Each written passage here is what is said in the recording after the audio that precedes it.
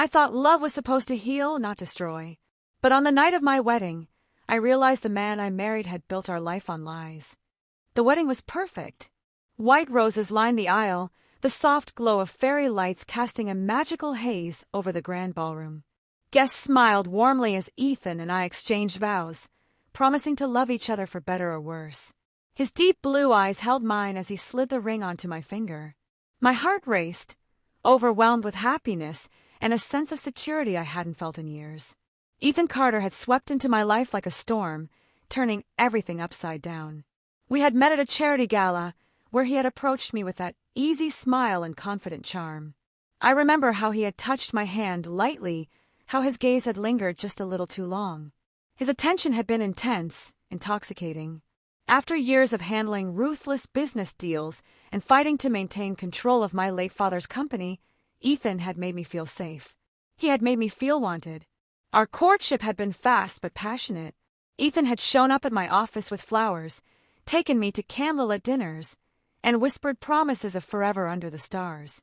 My friends had warned me that it was too quick, too perfect. Even my business partner, Claire, had expressed concern. Men like Ethan Carter don't give their hearts away so easily, she had said. But I had ignored the warnings. I was blinded by the way Ethan made me feel, cherished and protected. The proposal had been grand, just like Ethan. He had taken me to Paris, rented a private rooftop overlooking the Eiffel Tower, and dropped to one knee as fireworks exploded in the night sky. I had cried as he slipped the diamond ring onto my finger. "I will love you forever," he had said, his voice thick with emotion. I believed him.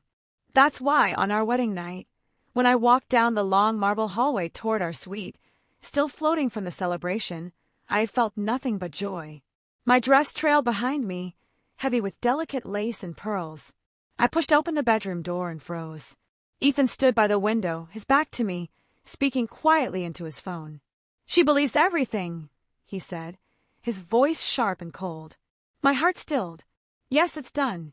The merger will go through by next month. Once I have full control of her company, we'll handle the rest." His tone was devoid of emotion. My breath hitched. My fingers trembled as I gripped the doorframe. He wasn't talking about business. He was talking about me. My chest tightened painfully as I stepped into the room. Ethan turned, his expression hardening as he realized I had hurt him. "Olivia," he said, his voice carefully composed. I shook my head, feeling the weight of betrayal crush me. "What did you mean?" My voice came out weak, trembling. He sighed, running a hand through his dark hair. His expression shifted into something colder, harder. "You were useful to me," he said plainly. "Your company's resources gave me the leverage I needed to reclaim my father's empire." I stumbled backward. "You used me." His gaze darkened. "Don't act so surprised. This was always about revenge." I couldn't breathe. My knees felt weak as the truth settled over me like a heavy fog. I had been nothing more than a pawn. All those moments of tenderness, the late-night talks, the way he had kissed my forehead when he thought I was asleep, had been nothing more than manipulation. "Why?" My voice cracked. His jaw tightened. "Your father destroyed my family. He left us with nothing. My father drank himself into an early grave because of him." His eyes burned with bitterness. "You think I could just forgive that?" Tears blurred my vision. My father had nothing to do with that. "Whatever happened, it doesn't matter." Ethan's voice was sharp. "I needed you to trust me. And you did." I sank onto the edge of the bed, my mind racing. My heart hammered painfully in my chest. I had given him everything. My love, my trust, my future, and he had torn it apart without hesitation. "Did you ever love me?" I whispered. For a moment, his face softened. A flicker of emotion passed through his eyes. But then his expression hardened once more. "It doesn't matter now." My breath caught. A sick, hollow feeling spread through my chest. Slowly, I stood and squared my shoulders. "You got what you wanted," I said, forcing my voice to steady. "So why are you still here?" Ethan's eyes narrowed. He stepped toward me, his gaze sharp and calculating. "Because it's not over yet." Fear coiled in my stomach. I had never felt so vulnerable, so exposed. But underneath the fear, something else sparked anger. I had trusted him, loved him, and he had repaid me with betrayal. But he had underestimated me. I wasn't some weak, helpless woman. I was Olivia Reynolds, the woman who had built an empire with her own hands. I forced myself to meet his gaze. "You want my company?" My voice was cold now, measured. "Good luck trying to take it." Ethan's lips curled into a dangerous smile. "We'll see." He walked toward the door, pausing just before leaving. His gaze lingered on me, a flicker of something unreadable in his eyes. "Good night, Olivia." The door clicked shut behind him. I sat there, my hands shaking, my heart pounding. He had played me, used my love as a weapon. But if he thought I was going to roll over and let him win, he was mistaken. Tears slid down my cheeks, but I wiped them away angrily. Ethan Carter might have started this game, but I was going to finish it. And this time I wouldn't lose. The next morning, sunlight poured through the tall windows of my penthouse, but it did nothing to warm the cold emptiness in my chest. My eyes felt heavy from the sleepless night, yet my mind was wide awake, replaying every word Ethan had said. The betrayal sat like a weight in my stomach, sharp, cutting, impossible to ignore. I sat on the sleek leather couch, clutching a cup of coffee that had long gone cold. My reflection stared back at me from the glass table, tired eyes, tense features, lips pressed into a thin line. I didn't recognize the woman looking back at me. Claire sat across from me, her expression tense as she leaned forward. "Olivia," she said softly, "you need to do something." "What can I do?" My voice was bitter, edged with frustration. "He tricked me. He's already set the plan in motion." Her eyes darkened. "Then stop it." I scoffed, rubbing my temples. "It's not that simple." Claire's jaw tightened. "You're Olivia Reynolds. When has anything ever been simple for you?" Her words struck a nerve. 4 years, I had fought tooth and nail to build my father's company back up after his death. I had faced boardroom betrayals, market crashes, and ruthless competitors. And I had survived all of it. So why was this different? Because it was Ethan. Because I had trusted him. Because he had known exactly how to break me. "You need to hit him where it hurts," Claire said, her voice sharp. "He wants control of the company. Don't let him have it." A flicker of determination sparked inside me. My father's company wasn't just a business, it was his legacy. My legacy. Ethan might have fooled me into loving him, but I wasn't going to let him steal everything I had built. "How?" I asked. Claire's lips curled into a dangerous smile. "We find his weakness." I set down my coffee and straightened my spine. "Where do we start?" Claire handed me a tablet. "I've already been digging." She swiped across the screen, pulling up a string of financial records and business reports. Ethan's company has been operating on thin margins. He's made some risky investments. If those fail, he loses everything. I finished, my mind sharpening. Claire nodded. "Exactly. He needs your company's assets to cover the losses. So that's why he married me." My voice hardened. He didn't just want revenge. He needed me. My chest tightened, but the pain didn't feel as sharp anymore. Anger was starting to take its place, steady and controlled. I could use it. "We need leverage," Claire said. "We have to find something he doesn't want anyone to know." I stood and crossed the room, my heels clicking against the marble floor. My mind raced as I pieced together the puzzle. Ethan had always been guarded about his past, his father's downfall, the scandal that had ruined their family name. He had always avoided discussing it in detail. "He's hiding something," I said aloud. Claire smiled knowingly. "Let's uncover it." We spent the rest of the day sifting through files, tracing business transactions, looking for any loose thread that might unravel Ethan's carefully built empire. Hours passed in tense silence. My heart pounded with every new discovery: shell companies, offshore accounts, hidden partnerships. Ethan had been playing a dangerous game for years. Finally, Claire sat back with a triumphant look. "Found it." I leaned over her shoulder, my breath catching as I scanned the screen. It was a contract, a merger agreement between Ethan's company and a major competitor. But the terms were flawed. If the deal went through under those conditions, it would open Ethan's company to a lawsuit, one that could cripple it financially. He was going to cover this with my company's assets. I said slowly. Claire nodded. "Without them, he's exposed." A slow smile crept across my face. "Then let's make sure he doesn't get them." Claire's eyes glinted with satisfaction. You have a plan? I grabbed my phone and dialed my lawyer. We're going to restructure the board. Ethan won't see it coming. Claire grinned. That's more like it. By the time I left the office that night, the cool night air brushed against my skin as I stepped into the waiting car. My driver closed the door behind me, and I leaned back against the leather seat. The city lights blurred past the windows as we pulled away. My phone buzzed. A message from Ethan. Dinner tomorrow? Let's talk. My lips curled into a bitter smile. He still thought he was winning. He had no idea that the game had already changed. The next evening, I arrived at the restaurant dressed in a sleek black dress, my makeup flawless, my expression calm. Ethan was already seated at a private table near the window. He stood when he saw me, his smile warm, too warm. Olivia, he said smoothly, gesturing to the seat across from him. I sat down, meeting his gaze without flinching. His eyes were steady, calculating. He thought he had me under control. I'm glad you came, he said. Are you? I raised an eyebrow. Or are you just trying to keep me from seeing through your lies? His smile tightened. You're angry. I understand. You understand nothing. My voice was sharp. You played me. You thought I'd be easy to control. But you underestimated me. Ethan's expression darkened. His hand tightened around his glass. Careful, Olivia. Or what? I leaned forward, my gaze sharp. You've already lost. The board will vote tomorrow to restructure. Your merger will collapse. A flicker of shock passed through his eyes before he quickly masked it. You think you've won? I know I have. I stood, my heart pounding. Enjoy the rest of your evening, Ethan. I walked away, heels clicking against the marble floor. Behind me, I could feel his gaze burning into my back. But I didn't stop. I didn't falter. He had broken my heart, but I was about to destroy his empire. The night was quiet, but my mind was restless. The city lights glittered through the large windows of my penthouse, casting long shadows across the walls.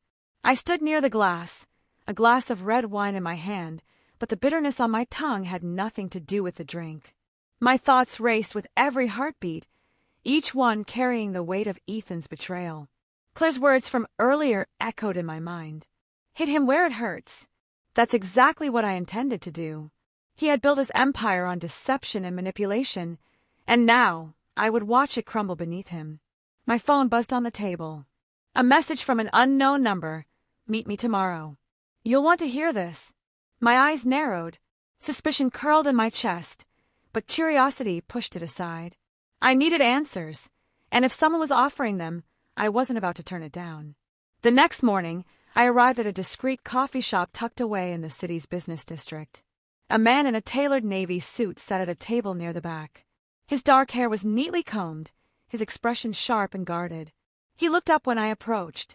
Olivia Reynolds, he said, standing to shake my hand. His grip was firm. You have information? I asked, sliding into the seat across from him. He nodded, setting a folder on the table. Ethan's company is in deeper trouble than you realize. I opened the folder, scanning the documents inside. My chest tightened as I took in the numbers. Millions siphoned off through false accounts, hidden investments in unstable markets, and ties to offshore entities that reeked of money laundering. This is... My voice trailed off as the realization sank in. Illegal, the man finished for me. His gaze darkened. And if it's exposed, not only will Ethan lose the company, he could face criminal charges. I closed the folder, my mind spinning. Why are you telling me this? I used to work for him, the man said simply, until he destroyed my career to cover his mistakes. A sharp sting of recognition hit me. Ethan had always been ruthless in business, charming to your face, brutal behind your back. I had just been too blinded by love to see it. You want revenge? I guessed. The man's smile was cold. I want justice. I slipped the folder into my bag and stood. You'll have it. By the time I reached my office, Claire was waiting for me. Her expression sharpened when I tossed the folder onto the table. This is it, I said. Claire flipped through the pages, her brow arching as she read. Fraud. Insider trading. Money laundering. This is enough to ruin him. And it will. My voice was hard. We'll release this to the media before the board meeting tomorrow. Claire's gaze flicked to mine. You realize this will destroy him completely? A flash of doubt crept into my chest. Despite everything he had done, part of me still remembered the man I had fallen for, the nights we had spent together, the quiet moments when he had let his guard down. Had any of it been real? I forced the hesitation aside. He deserves it. Claire nodded. I'll make the arrangements. That evening, I received another message from Ethan. Come to the penthouse. We need to talk. Every instinct told me to ignore it, but something about the tone, the urgency, made me curious, and I wanted to see him face to face when he realized his game was over. When I arrived, Ethan was already waiting by the floor-to-ceiling windows, a glass of whiskey in his hand. His suit was perfect as always, but there was tension in his shoulders. You came, he said without turning. I'm not staying long, I replied coolly. He turned, his eyes dark and sharp. I assume you know. About the fraud? I smiled bitterly. Oh yes, and so will the entire board tomorrow. A flicker of something dangerous crossed his face. He set down his glass and stepped toward me. You think you're going to win, he said softly. You think you can destroy me? I know I can. He reached out, his hand brushing my arm. My body stiffened, but I didn't pull away. His touch was familiar, too familiar. You don't have to do this, he said, his voice lowering. We could still fix this. A bitter laugh escaped me. You really think I'd trust you again? His hand slid down my arm. You loved me once. I pulled away. I thought I did. He sighed, his jaw tightening. This is a dangerous game, Olivia. You taught me how to play, I replied. His gaze darkened. Careful. I smiled coldly. You should be the one being careful. I turned to leave, but his hand caught my wrist. You think this will end with me? His voice was sharp. You're making powerful enemies. I yanked my hand away. Then let them come. As I walked away, I didn't look back. My heart pounded in my chest, but it wasn't fear driving it. It was adrenaline. The next morning, the media explosion was immediate. News channels and financial analysts dissected every detail of the scandal. Reporters camped outside Ethan's company headquarters. Shareholders demanded answers. Claire stood beside me in the boardroom as the meeting began. Ethan walked in, his expression impassive. He took a seat at the head of the table, his gaze hard. One of the senior board members cleared his throat. Mr. Hunter, can you explain these allegations? Ethan's gaze flicked toward me. They're exaggerated. They're not, I said evenly. And the evidence is overwhelming. Murmurs filled the room. Ethan's jaw tightened. You don't have the votes, I said. His eyes narrowed. Don't I? Claire slid a document across the table. Actually, you don't. Ethan's gaze dropped to the paper. His face paled. His control was slipping, and he knew it. The vote was swift and unanimous. Ethan was stripped of his position. Security was called to escort him out. As he stood, his gaze met mine. For a moment, I thought I saw a flicker of something, regret maybe. But it was gone in an instant. You think this is over, he said quietly. It is for you, I replied. He smiled faintly. We'll see. I watched as the doors closed behind him. Relief swept through me, but beneath it, a quiet chill remained. Ethan might be gone, but I knew better than anyone that ghosts don't disappear that easily. The silence in the room was deafening. I stood by the window, watching the city lights blur through the rain-streaked glass. My reflection stared back at me, sharp eyes, tight lips, shoulders tense. Victory should have felt sweeter, but the emptiness inside me was hard to ignore. Ethan was gone, stripped of his power, humiliated in front of the very people who once worshipped him. Yet, the knot in my chest refused to unravel. A knock at the door pulled me from my thoughts. Claire stepped in, holding a glass of wine. She handed it to me without a word, her eyes sharp with understanding. You're quiet, she observed. I sighed, swirling the wine in my glass. It's over. Claire sat on the couch, crossing her legs. Then why don't you look satisfied? I glanced toward the window. Because it shouldn't have been this easy. Claire's brow arched. Easy. You destroyed his empire in a matter of days. That's not easy, that's surgical. I took a sip of wine, the bitterness lingering on my tongue. It's not about the company. It's about Ethan. He didn't fight back. Claire frowned. Maybe he knew he couldn't win. No, I said, my voice sharpening. Ethan always has a backup plan. My phone buzzed on the table. A message from an unknown number. You played your hand well. But the game isn't over. My breath caught. Claire leaned forward, reading over my shoulder. Her eyes narrowed. Do you think it's him? She asked. I set the glass down, standing. There's only one way to find out. The next morning, I arrived at Ethan's penthouse. The building security tried to stop me, but my name still carried weight. I rode the elevator to the top floor, heart pounding as the doors slid open. Ethan was seated on the edge of a sofa, his suit slightly rumpled, his hair tousled. His eyes, however, were sharp as ever. He looked up when I entered, a faint smile curling his lips. I was wondering when you'd come, he said. You're awfully calm for a man who just lost everything, I replied, stepping toward him. He stood, slipping his hands into his pockets. Did I? I narrowed my eyes. Stop playing games. His smile widened. Oh, Olivia, you of all people should know, the game never ends. I stepped closer until only inches separated us. What's your next move? He leaned in, his breath brushing my cheek. You'll find out soon enough. Anger flared in my chest. I shoved him back, but he caught my wrist before I could step away. His grip was strong, not threatening but firm. Careful, he murmured. You're standing on dangerous ground. I yanked my hand free. So are you. His gaze darkened. You've always been good at strategy, Olivia. But you've forgotten one important thing. What's that? I demanded. His smile was ice cold. I taught you everything you know. My breath hitched as I realized the truth behind his words. Every calculated move I'd made, every strategic strike, had come from lessons Ethan had unknowingly taught me during our time together. He had sharpened me into the weapon that eventually cut him down. But now the thought chilled me. Because if I had learned from him, what else had I absorbed? I turned toward the door, heart pounding. Stay out of my way, Ethan. He chuckled. You know I won't. I left without another word, but the echo of his voice followed me. Claire was waiting at my apartment when I returned.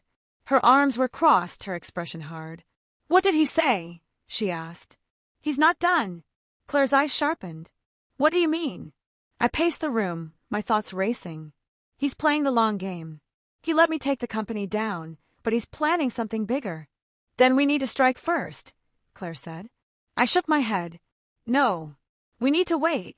Claire's brow furrowed. Wait. I met her gaze. We need to see where he strikes next. Days passed, and then weeks. Ethan disappeared from the public eye, but whispers of his influence lingered. Mysterious buyouts. Silent acquisitions. The stock market shifted, but no one could trace the source. And then it happened. A news headline. Hunter Corp acquired by private entity. My blood ran cold. Claire burst into the room, her face pale. Did you see this? I nodded slowly. It's him. He doesn't own Hunter Corp anymore. How could he pull this off?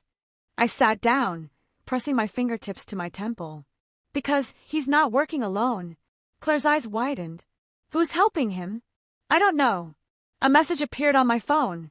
Round 2 begins tomorrow. Claire leaned over my shoulder. Do you think he's bluffing? No, I whispered. He's setting the board. That evening, I received an invitation to a private gala. No signature, but I knew who it was from. Claire tried to talk me out of going, but I had to face him. The venue was lavish. Marble floors, crystal chandeliers, champagne flowing freely. And there, standing near the balcony, was Ethan. He looked calm, perfectly composed, dressed in a sharp black tuxedo. You made it, he said as I approached. You knew I would. He smiled faintly. I always know where you'll be. I stood beside him, the city lights glittering beneath us. What's your next move? He turned to me, his gaze dark and steady. I've already made it. I froze. What are you talking about? Ethan reached into his jacket and pulled out a small folder. He handed it to me. My hands trembled as I opened it. Inside were legal documents. Shares, contracts, power of attorney. My name was on every line. What is this? I whispered. Ownership, he said softly. Hunter Corp is yours now. Shock surged through me. Why would you give this to me? Ethan's gaze softened. Because you've already won, Olivia. And I'd rather see you rule the empire than watch someone else burn it down. Tears burned at the edges of my eyes. This doesn't make sense. Ethan reached out, his fingers brushing mine. It's always been you. Even when I hated you. I loved you. I stared at him, torn between anger and disbelief. This doesn't erase what you did. I know. His eyes darkened. But it's a start. I closed the folder, my heart thundering. And what happens now? He smiled faintly. Now we see who plays the better game. As I walked away, my heart raced with uncertainty. Ethan had handed me the crown, but I knew better than to trust a gift from the king. This wasn't the end. It was just the beginning of a new game.